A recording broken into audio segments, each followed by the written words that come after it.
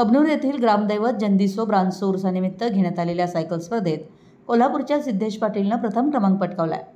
यश देवकुळे तासगाव यांनी द्वितीय तर निहाल नदाव सांगली यांनी तृतीय क्रमांक पटकावलाय. लहान गट मुली पळण्याच्या शर्यतीमधल्या विजेत्या मुली अनुक्रमे अशा आहेत: आरोही सातपुते, आराध्या पाटील, माहेश्वरी वाघमारे.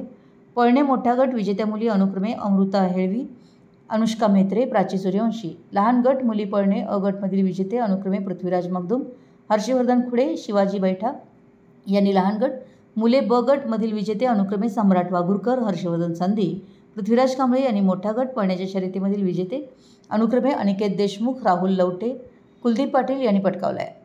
उरूस समितीच्या वतीनं सर्व विजेत्यांना रोख रक्कम, स्मृतिचिन्ह व निशाण मान्यवरांच्या हस्ते देऊन गौरवण्यात आलं. मराठी एस न्यूजसाठी कबनूरहून चंदुलाल फकीर.